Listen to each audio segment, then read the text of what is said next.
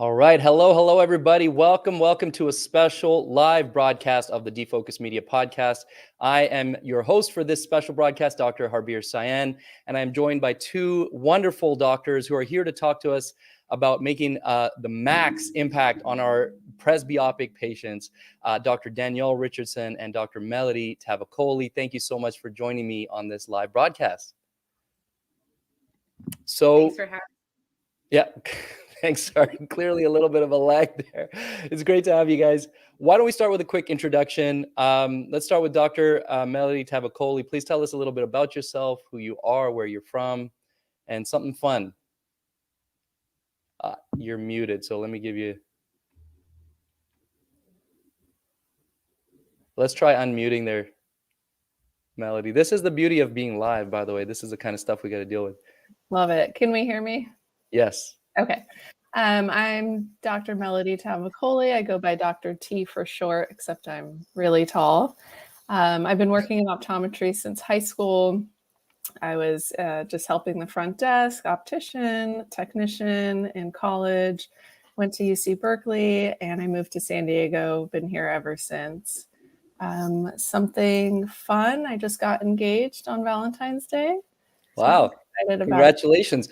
That makes it 2 for 2. Dr. Danielle, when did you get engaged? Recently as well, right?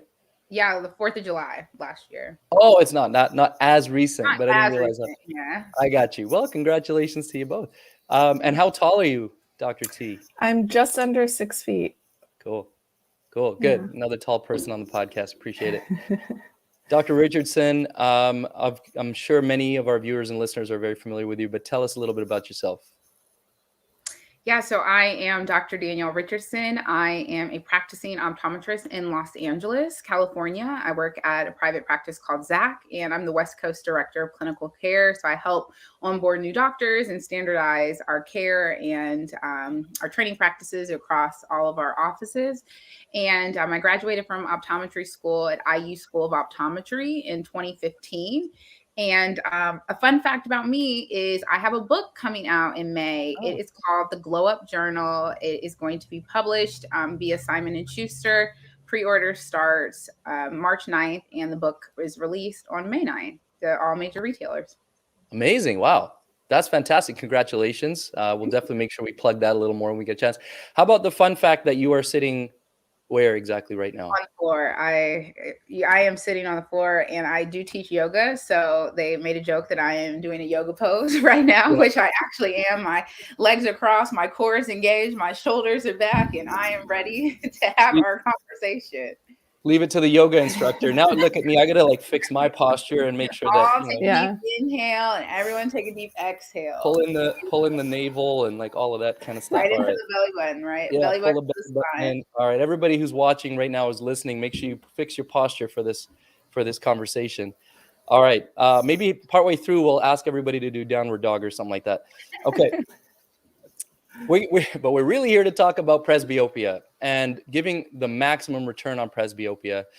I'm finding more and more the discussion of presbyopia is becoming more common, of course, aging population and all of that. But there's a lot more conversation happening in the exam lane. I want to if you could, each of you, one by one, share what you're hearing and what kind of conversations you're having. Danielle, we'll start with you. What kind of conversation you're having in the exam lane? What are you hearing from patients? So I would say a real key conversation that I'm having with presbyopic patients is about people not wearing contact lenses as much as they were pre-pandemic. So many people are now doing a hybrid work schedule, or maybe they work from home entirely. So those patients who pre-pandemic were wearing contact lenses 5, 6, 7 days a week now might be somewhere more like 1 to 3 days a week. So when we have conversations in the exam lane, it's changed because now it's not, do you wear glasses? Do you wear contacts? How many days a week are you wearing your contact lenses? And specifically, what are you doing on those days when you wear your contact lenses? So I would say that's definitely a part of the conversation that has come up more recently, and also a piece of the conversation that has changed in 2023 as compared to, 2019 or prior. Very true. I would say I'm definitely hearing a lot of the same myself. Melody, how about yourself? First of all, I wanted to start off. Did everyone know optometry started from door-to-door salesmen going around selling reading glasses? And like I did now we're not know that. doctors. Yeah. So this is our bread and butter. This is our day in and day out. And it's the same thing we all hear. My arms aren't long enough, which I always joke about. I'm like, I have extra years. My arms are very long. Yeah, exactly. I'm getting headaches, eye strain, just everything we're hearing. What's interesting to me is when you come out of school, you're like, all right, they're 42. They have to be in, they're +1 ad. Let's get it going. I had a 60-something-year-old today, still not using reading glasses. So I think that's been interesting in the exam lane is with the devices we have and making the font bigger and being on the computer and hopefully pushing it back a little bit. I feel like it's happening a little later, and maybe I'm partly in denial because I'll be hitting the big 4.0 next year, but I know I don't look it. But that is interesting to me that I was so trained that 40, 1, 2, 3, 4, and some of them still come in, complaints that early on, but it's happening a little later. Well, so it's funny you say that. And definitely I agree. I have a lot of patients that come in and they're 50 something and they're like, oh, I just recently picked up like a +1, and it's more than enough. But of course, there's people on the other end of the spectrum. We're going to talk a little bit about that as well.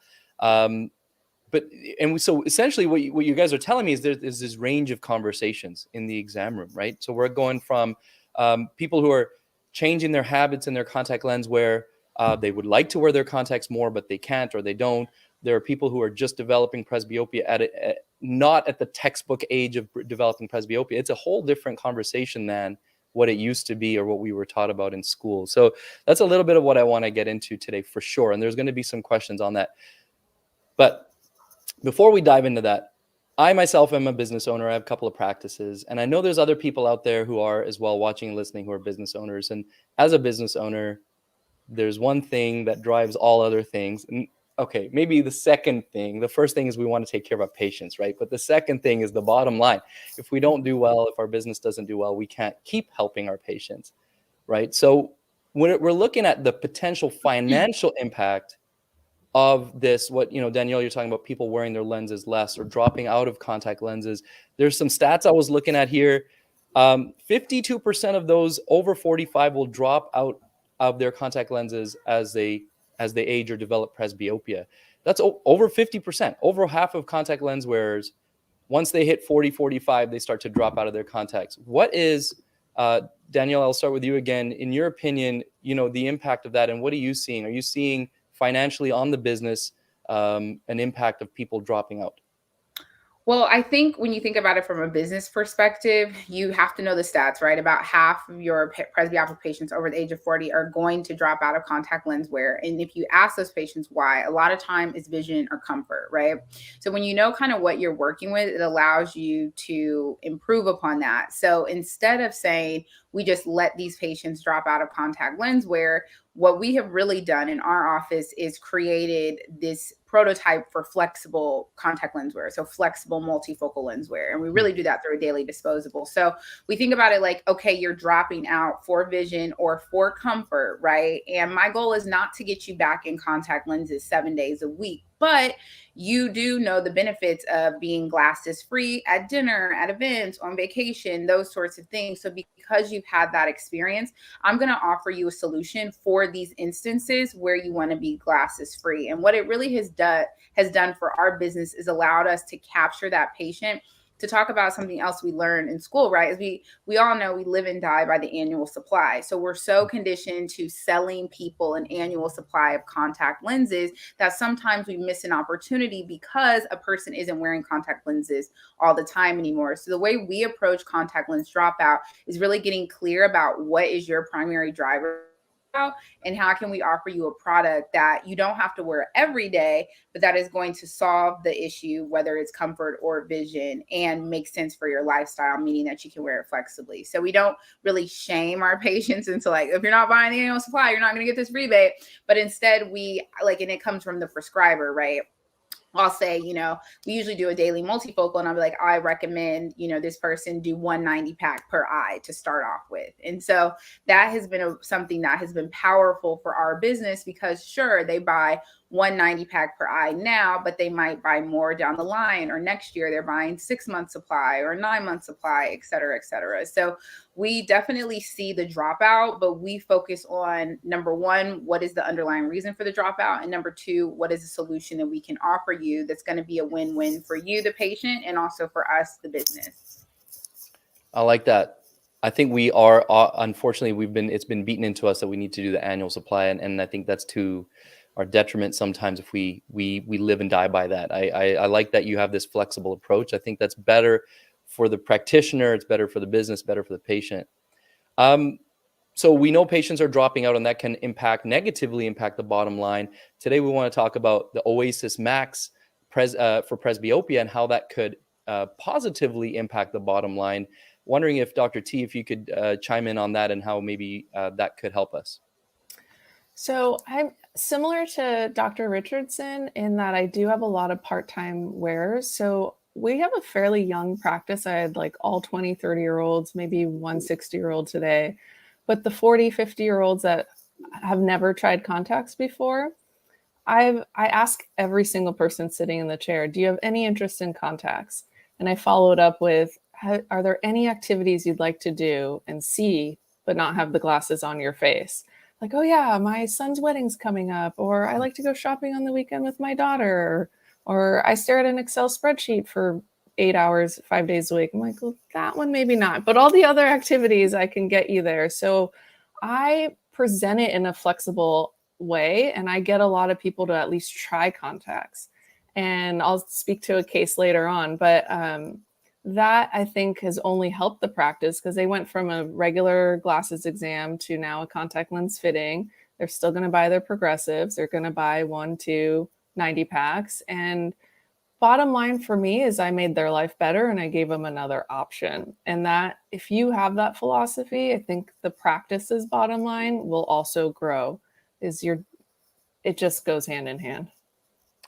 Yeah, I agree. And actually something you just mentioned in there, I think you're going to talk about it a little more, but, you know, especially with presbyopic patients, I'm very eager to just put the lens on their eye while they're in the office, just so they can get an experience, right? And that really has converted so many people from, you know, maybe, and even people from like, no, I'm not interested in contacts, to like, well, okay, if you're going to get me to just try them right here, into like, you know, into advocates or ambassadors for contact lens wear, you know, walk out of the office and they're walking billboards basically.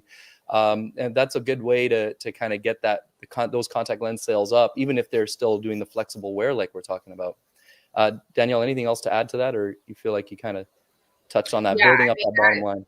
That's to us. So the OASYS Max 1-day multifocal is a hero lens in our practice. And while, yes, it is expensive, right? It can be if you're buying that annual supply. Because of the superior optics and comfort, we find that just our patients are willing to purchase boxes. And so to Dr. T's point, now this person has gone from a glasses wear to a contact lens wear, and perhaps they're not buying that annual supply, but even them buying 2 boxes of the ACUVUE OASYS Max 1-day multifocal lens is going to be profitable for our practice as compared to them doing nothing.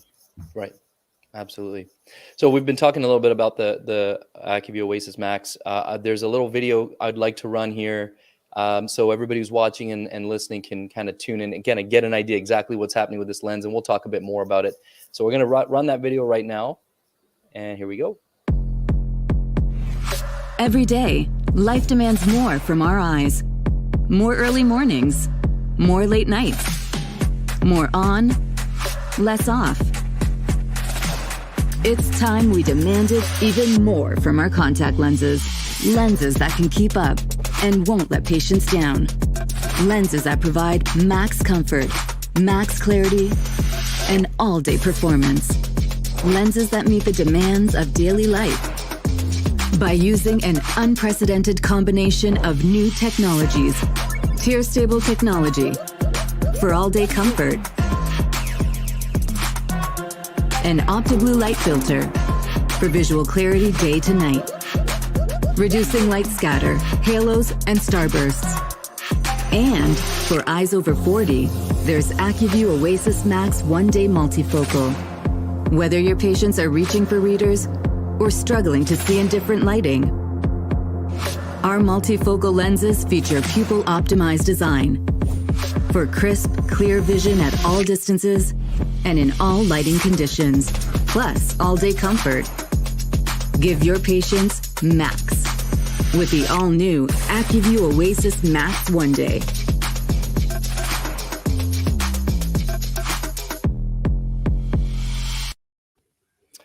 All right, that's a pretty hype video. To be honest, I don't even wear contacts, and I feel like I want to start wearing them now after watching that video. Actually, I have tried these on, and they're extremely comfortable for even for somebody who doesn't wear contacts. I got used to them super quick. But watching that video, there's so much opportunity. We know whether you're talking about just your younger patients, or we're talking about pre-presbyopes or existing presbyopes. There's so many opportunities there for us to help our patients with this new technology. I'd love to talk about the pre-presbyopic category, because I feel like that's one that gets a little overlooked. We get people coming in mentioning these little complaints, but we say, "Oh, you're only 38. We'll talk about it in a couple of years." Danielle, I feel like I've heard you talk about this before, and I know that you have some great info and an example even to share with us. Tell us a little bit about that pre-presbyopic category. Yeah, so I think one of the things I always talk about is the importance of the history, right? And what kind of questions are you asking during the history? So one question I always ask is, tell me what you do for work. How do you use your eyes all day, right? And the person is usually going to say computer. So I'm going to drill down. Are you dual monitors? Are you laptop, desktop, that sort of thing, right? Are you wearing your glasses during the day? Are you wearing your contacts during the day? Once we get all that info, in my opinion, the most important question is, how do your eyes feel at the end of your work day? And a lot of times that your patient is going to illuminate some things that when they came in, right, everything's fine. But if you ask how their eyes feel at the end of the workday, oh, they're tired. Oh, I have trouble reading. Oh, I actually don't like to look at my phone in the evening because I get a headache. They start to kind of have a little bit more information about the actual, about how their visual system is working, right? So I think for me, because I kind of focus on the history so much, I had a patient who was 38 years old, +3 hyperope, in contacts, no complaints.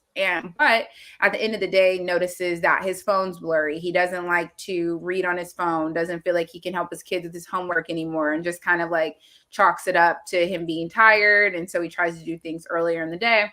And I'm like, well, let's try this ACUVUE OASYS Max One Day multifocal lens, right? It comes in a spherical, but it also comes in a multifocal. So I'm going to send you home with both things, and you can tell me what your experience is, right?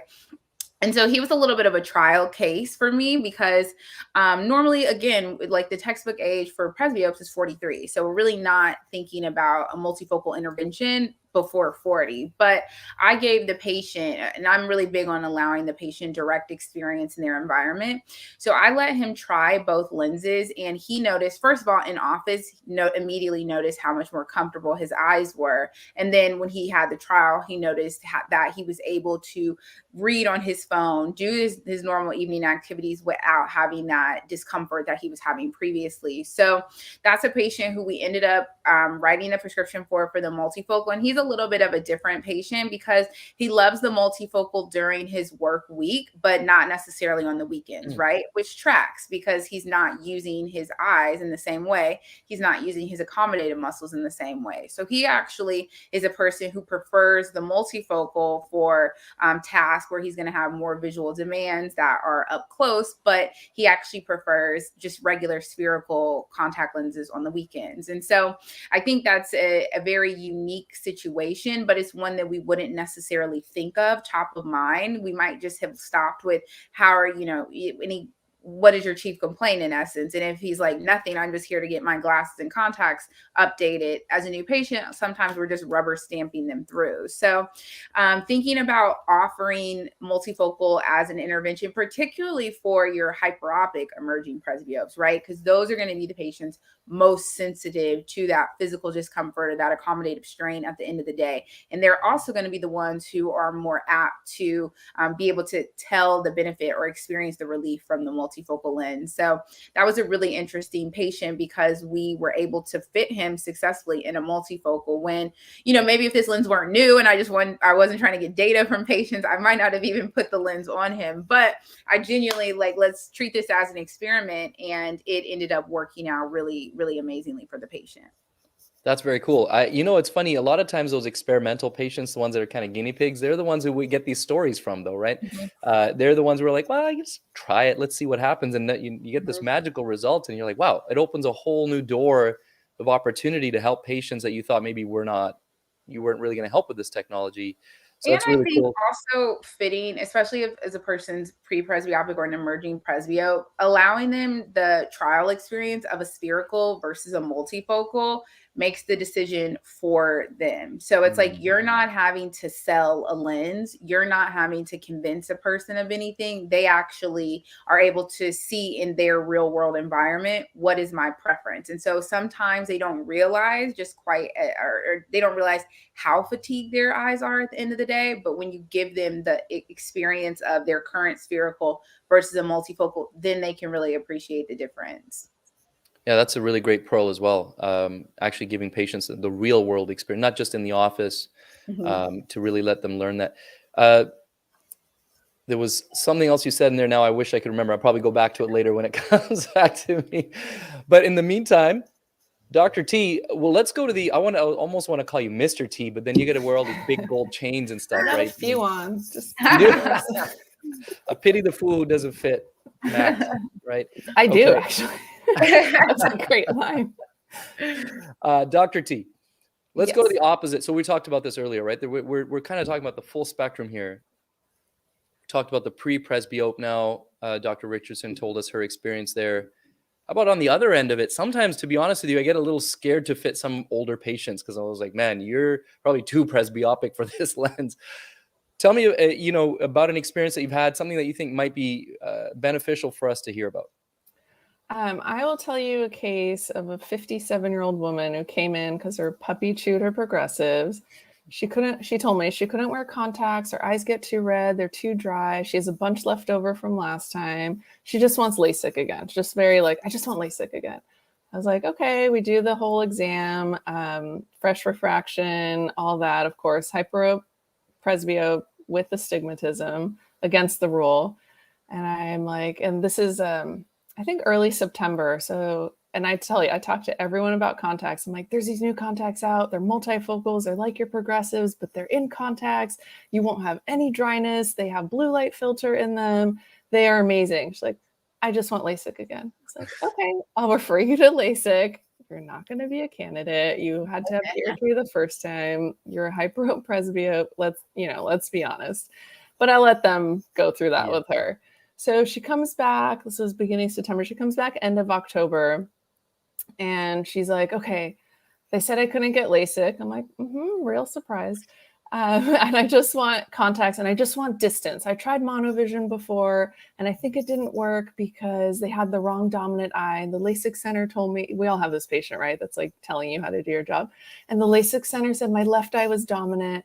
And I was like, okay, no problem. We could definitely do single vision distance contacts, but you'll still be putting reading glasses on.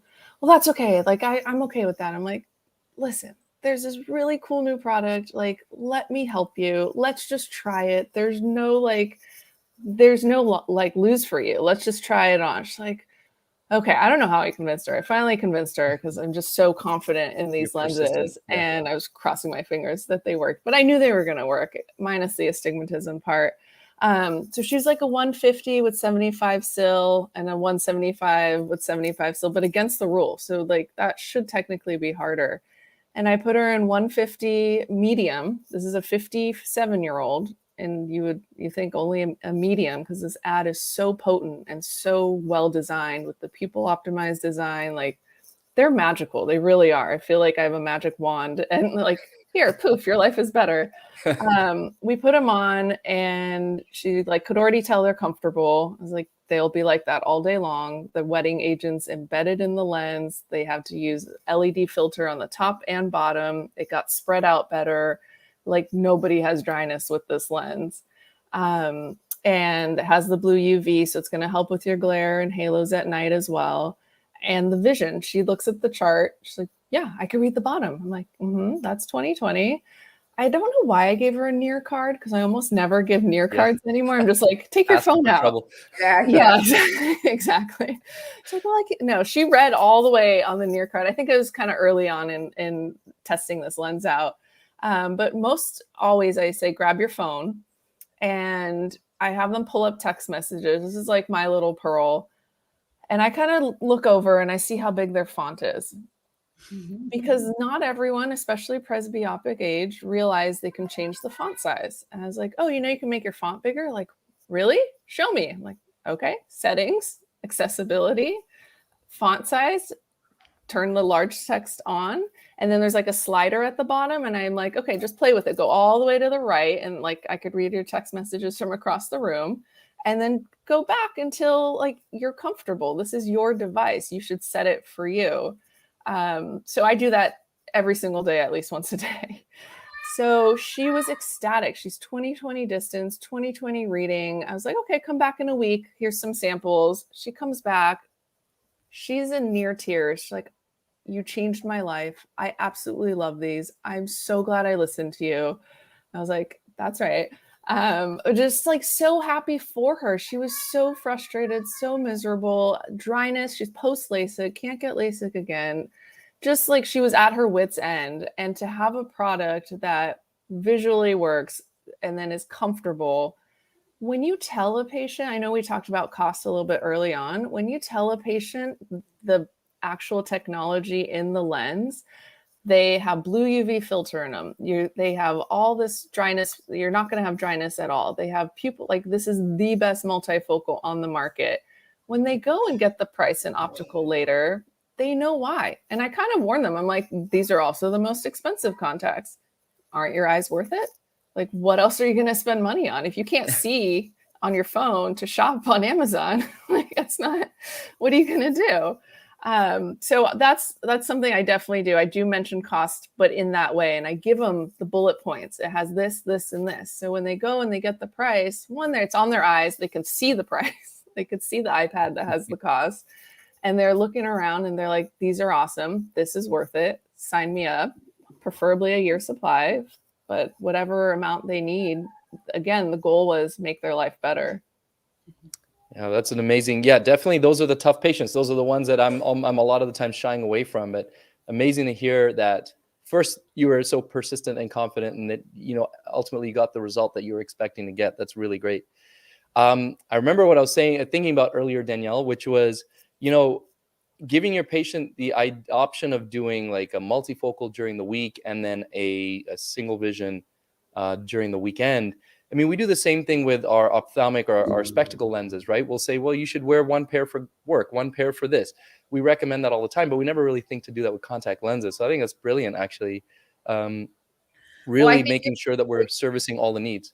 Yeah. And it's just about like providing super individualized care, right? Yeah. So taking the rule book, taking what we usually do and kind of like throwing it out of the window and actually listening to the person in front of you. And like Dr. T said, right, my job is to make your life easier. And sometimes just as it is with spectacles, one lens doesn't do everything that we need it to do. So it's very similar to like even, the reverse way, right? Patients who want to see like super clearly on their sports, or they play golf or tennis and they want to do single vision for that, but they want to do monovision or multifocal during the week, right? So it's like there are instances where we already might prescribe multiple products, but thinking about it in the way of like, what if this was comfortable for the person during the week, right? A person who really is not ready for a progressive lens, or they don't want to wear glasses, right? We get a lot of that. Like a person just genuinely doesn't want to wear glasses, and starting to think of contact lenses as having, and obviously you have to know your patient demographics, right? Because sometimes people are going to abuse something like that. And like if you say you can buy 2 lenses, they're going to buy like 2-year supplies and try and never come back for contacts ever again. So you have to know your demographics. But I think thinking outside of the box and really truly listening to the patient in front of you and using all the tools in your arsenal at your disposal that you can use to help them is really, you know, modern eye care in essence. I absolutely agree. In fact, you know, to kind of segue into the next, or to the kind of the last thing we want to kind of talk about here, in as far as like leaving some great pearls, clinical pearls for the audience to kind of to take home, actionable things that they can start implementing tomorrow. I just happened to record another podcast earlier today, and we were talking about with the guests, we were talking about how to elevate the experience for the patient in the office from step one, from, you know, the entire patient journey. And that was the type of thing he was talking about, is like elevating those, doing things outside of the box, or going above and beyond. It's not simply carrying high-end eyewear or having all the fancy new technology. It's like, how can you give the patient, leave an impression on the patient that they haven't had? He was talking about going to Disneyland, right? Why do people love going to Disneyland? But, you know, he's like, think about your office kind of being Disneyland for eye care, and leaving an impression on patients with the service that you provide. And I think this is exactly what we're talking about. So what other, kind of to wrap this up, you know, you guys have already dropped so many pearls during this conversation, but if you got anything else left in that treasure box there, if you could share a couple more before we wrap up. I'll start with Dr. T. Any last kind of pearls, clinical pearls that you want to leave with us? Yeah, so based on what you just talked about, I completely agree with the Disneyland. I worked for an optometrist in college, and everyone came out of the exam room like happy and excited and like, she's the coolest person ever. I'm like, what are you doing in there? Like, what's going on behind this closed door? And she's like, I'm Disneyland. It doesn't matter what mood I'm in. I am happy and excited and there for the patient to have a good experience. And I think customer service has changed, not only from COVID, but just in general. And I think having a good attitude and sometimes like, hey, I'm the doctor, like this is what's best for you, like I did with that patient. And if I'm wrong, I'm wrong. I'm the first person to say like, okay, we tried it, let's try something else. Some other clinical pearls, especially practice building, is when someone's on the phone making an appointment. A little trick is, are you doing a glasses exam? And most people say, or contact lens exam. And what you should really be saying is, are you doing a glasses exam or a glasses and contact lens exam? For them to understand that there are 2 things going on in that contact lens exam. You're still doing your whole full, and then that also like, oh, I have to buy glasses and contacts. So kind of plants the seed there. And I have 2 more.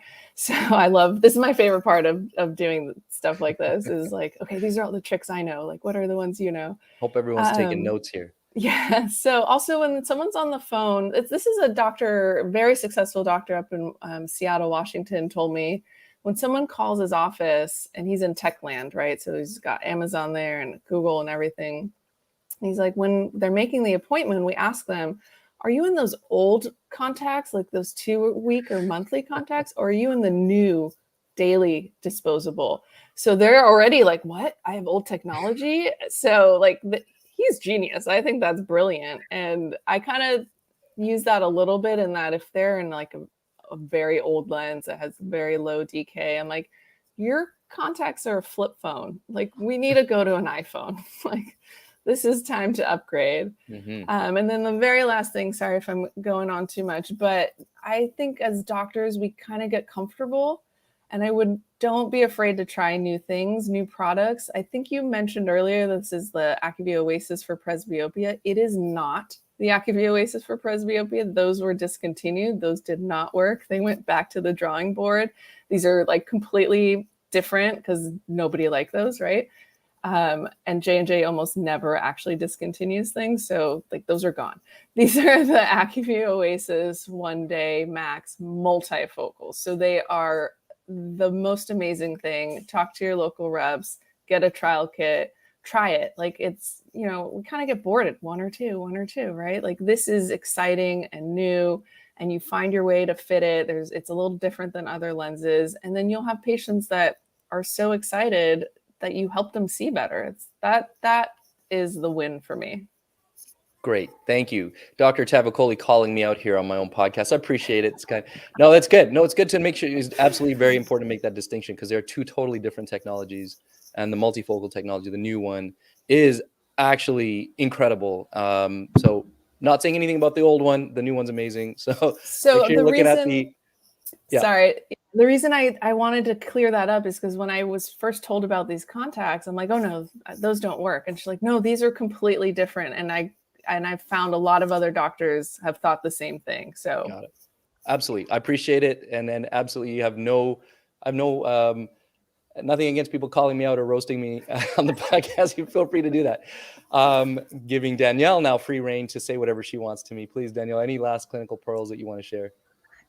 Yeah, so specifically about the ACUVUE OASYS 1-Day Max multifocal, we touched a little bit on it, but the multifocals in the ACUVUE portfolio have pupil optimized design, meaning that the center zone for clarity varies based on pupil size. Pupil size is variable with age and refractive error. So younger patients and nearsighted patients have larger pupils than older patients and farsighted patients. So one of the things we've talked about is not over plussing your patient because that ad has enough power, and that's because of that pupil optimized design. So when you think about the parameters in an ACUVUE multifocal, you're going to have 187 parameters per lens.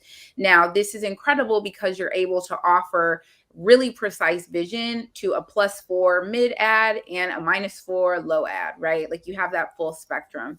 Another clinical pearl is that the optics of the ACUVUE multifocal are not just specific to the OASYS 1-Day Max multifocal. So that pupil optimized design is in moist, and it's also in the ACUVUE OASYS 2-week lens. Obviously, our goal is to get everyone in the newest, best product, but sometimes essentially price may be a limiting factor for you. So you don't have to sacrifice optics for price, because there are other multifocal options in the ACUVUE portfolio at a different price point that are still going to deliver those superior optics. And so number one is to understand like the lens design and why the ACUVUE multifocal works better than other brands on the market. And that's because of that pupil optimized design. Number two, you see this little ticker scrolling across the bottom. Learn more at jnjvisionpro.com. jnjvisionpro.com is the home of the multifocal fitting calculator. This is a clinical tool that is really important to use because this multifocal fitting calculator is a web page. It's not an app. It's not software. It's not behind a paywall. It's not behind a password. But what it's going to do is going to calculate the spherical equivalent for you. It's going to vertex to the corneal plane, and it's also going to produce what contact lens you should use for your first initial fit.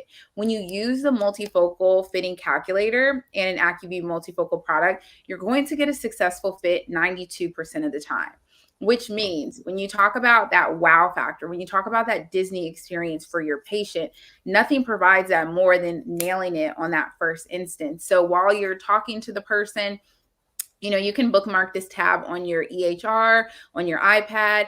That Max multifocal kit actually has a QR code you can scan on your phone in the back while you're grabbing your trials. But I would really encourage you, especially as you start to fit more multifocals, you don't have to do everything yourself, right? And if you use the calculator, it takes the guesswork out of determining that first lens for you. It also provides second lenses if you need to improve distance vision or if you need to improve near vision. So that high success rate and those second lenses already being calculated for you are going to save you a ton of time. So when you think about business, right? When you think about chair time, we all have those multifocal patients who come back for appointment 3, 4, 5, 6. And then at a certain point, it's like, Mr. Smith, you're not a candidate for contact lenses anymore. So before you get to that point, using that fitting calculator just to streamline your process and get to a precise fit every single time is definitely something that we do a lot in our practice. Amazing tip, amazing pearls there. Definitely the calculator is a fantastic tool. I love that it kind of gets mad at you when you think you're trying to do a little like this ad is too high for this patient. I call those speed bumps. I just say continue calculation, and then if it's wrong, sometimes you have to, but no, it's a fantastic tool. We're gonna be wrong, but so the trick with that is because it's based on like the minimum ad. So just whatever you're prescribing in glasses is what you're prescribing in glasses. But because the ad is so potent in these lenses, because of that pupil optimized design, they spent all this time doing all those different parameters. Cut it back by 50 or 75, and it won't give you that little, oh, your ad's too high. Because it needs the minimum ad to get you that right calculation. And that's why in your 40s, you're in a low. In your 50s, you're in a mid. In your 60s, you're in a mid-high. You're actually not even supposed to do a high. There's one doctor out there. He's like, I did it. I'm like, okay, you're a rebel. He's a cowboy. So that is why the ad is so potent because of the design. It's not like you're wrong. You don't know how to prescribe glasses. You're like, no, I've been doing that for years. I know how to do that. Yeah. So that's the little trick. So it doesn't give you that speed bump. Just cut it back by 50 or 75, go through it. Spherical equivalent. If it says the stigmatism's too high, just cut it back a little bit too, because you can get away with some more. Fudge the numbers a little bit. Just a little. Got it. It still gets you. I agree, and it gets you close. You're still in that wow factor ballpark. Yeah. Amazing. Thank you guys so much. I really appreciate it, Dr. T, Dr. Richardson. Thank you for sharing your amazing insights and pearls of wisdom. I am definitely going to take a lot of this and implement it into my office right away. Thank you to Johnson & Johnson Vision for partnering with Defocus Media for this live broadcast. I hope you guys were taking notes, and if not, this will be republished as a podcast on the Defocus Media platform, so make sure you stay tuned for that. Thanks again for watching, guys. Take care. Bye, guys. Good night. Yeah.